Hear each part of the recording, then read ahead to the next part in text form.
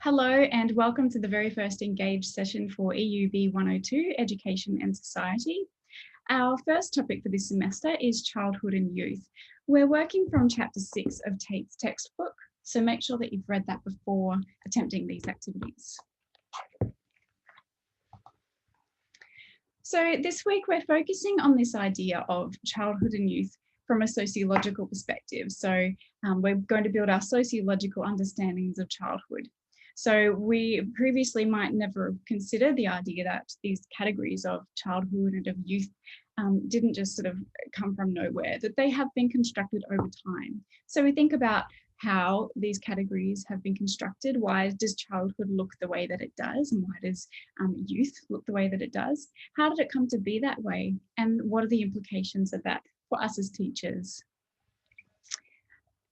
Our work is going to centre around these three myths that Tate discusses and debunks in the textbook. The first is that childhood and youth are facts of nature. The second is that the categories of childhood and youth are not governed. And the last is that childhood is characterised by its innocence and youth by its natural resistance to authority. So you might choose to focus on one of these myths for your group assignment coming up later in the semester. So it's worth having an understanding of the general principles of these myths and why we can debunk those myths. Our first activation task for each week is always going to be a knowledge check. This is just a little activity, a little formative task for you that you can access on Blackboard. It's just 10 or so questions coming from the chapter reading from Tate and the tune in as well. So first of all, I'll ask you to perhaps pause this recording now and go and have a go at that activation task, the knowledge quiz on Blackboard. So you'll find this on Blackboard under week 1. Now, the second task is to think about some symbolic markers of childhood across time. So what are some symbolic markers of childhood and youth? Symbolic markers, things that we think of when we think of childhood, what comes to mind, what kind of image of children and their lives, and perhaps even consider the role of others in children's lives, like parents, like people at the supermarket who interact with children, teachers, family. What does childhood look like? Now, I want you to think about this from your childhood. Okay, what did it look like for you in your childhood? And then I want you to compare this with symbolic markers for childhood, periods of childhood that occurred earlier, before your own. So you think back, perhaps 10 or 20 or 50 years before your own childhood. And perhaps later, perhaps, there's only a small number of years between your childhood and current childhood, but see if you can notice any differences. So I'll ask you just to make a list of those now. So the idea of this activity is to start to think about what do we associate with childhood? What are those particular elements of childhood? It might be, in terms of how children spend their time. It might be around their diet. It might be around how they are conceptualized by governments and policies, in healthcare. Think as broad as you can about this. So this is starting to think about how childhood and youth look and really looking at those comparisons across time about how some things remain the same, no matter when you were born, when you experienced your childhood. So that's the activation task 2. Okay, so let's move on to our next activity. We're going to compare childhoods now across 2 different contexts. So one is Australia, and we're going to compare Australian childhood with a Finnish childhood, particularly in terms of education. So could you go ahead and draw 2 columns, and I'm going to ask you to watch a short YouTube clip. Now you'll find the link for the clip on Blackboard near where you access this recording. So go ahead and watch that. Now, I want you to write down as you watch, what do you notice about how education in Finland is constructed? Again, what is the role of the child? Is it a very authoritarian approach to education? Is it a little bit more democratic? Think about the clothes that the children wear, the kinds of activities that they engage in. Think from the teacher, what kind of pedagogies do they use? What is their approach to teaching? So have a look very closely at the Finnish education system. And then compare this with your own experiences of schooling. Okay, and there's a few questions here for you to go through around what the differences are and what the reasons might be.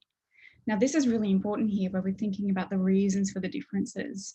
That's where we start to think about, well, what is it about society that shapes the way education works?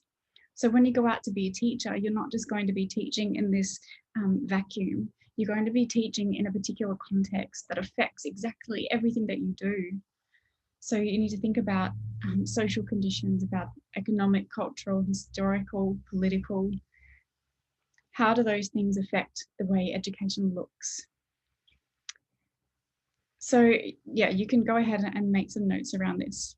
I think that at this stage in the semester, this might seem a little bit overwhelming. It might seem a little bit, it might feel uncertain for you, and that's okay. This is really just an introductory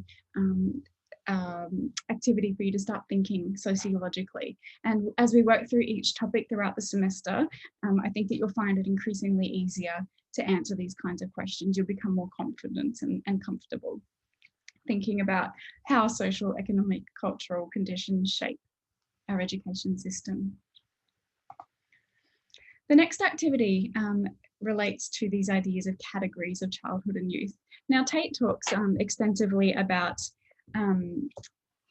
categories in childhood, different ways that we conceptualize different children, how we put them into categories. If we think very, very generically, we can often characterize children as good children or bad children, or perhaps in school, we might characterize children as disengaged or perhaps gifted.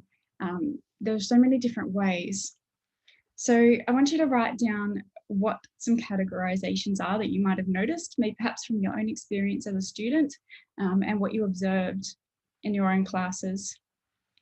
And then we need to think about whether you think those categorizations were helpful or useful. And some of them might well have been useful. Think about the ways that teachers characterize students in their classes. What do they do with those categorizations? But then also think about whether some of those categorizations might have been challenging or problematic for you, and what some of the implications might have been. For example, if we categorize a student as gifted, what does that do to the way they embody themselves as a student and as a learner in a classroom? Or if we characterize a student as naughty, what does that do? So we're following through thinking about the implications of categories. Now, these aren't natural categories that are just there. They've come from somewhere. We choose to pick up and use those, perhaps not consciously, but we need to, first of all, develop an awareness of the way schools apply these categories to children and youth. Activity 3 is thinking about the disappearance of childhood. Now, again, in the textbook, Tate goes through Neil Postman's idea and arguments around the disappearance of childhood. Okay, so it's really worth having a really good understanding of that argument by Postman around the markers over time, how the distinction between adulthood and childhood emerged, and how perhaps it's disappearing again. So there's an activity here for you to think about the changing role of the teacher in this context of a disappearing childhood. In this move away from a traditional hierarchical relationship, what will the future of student-teacher relationships be, and is it all bad? So you're just thinking about some of the strengths and perhaps some of the challenges of this shifting dynamic between teachers and students. So you might just write down, a couple of sentences, a paragraph, with your own ideas about what you think the implications of this might be. Okay, so that's all that we have to do for our first Engage workshop. Okay, so see if you can, make the links between these myths and the activities that we've done here, thinking more broadly about how childhood might be shaped by what's going on in society. What we will ask you to do now is to go onto Blackboard. This is the trail here. So you're going to Blackboard, week 1. And in the online tutorial section, if you scroll down, you'll see this Padlet where we're asking you to write and reflect. So 3 things that you learned this week, 2 things that you found interesting, and 1 question that you still have. And that will really help your tutors to inform, what we do in future weeks. Okay, if we can identify anything that you have learnt, any questions that you might have still, that will really help us with our work together over the semester. Thanks for being here. Enjoy your activities, and please post something to Padlet. It'll be great to see how you've gone this week.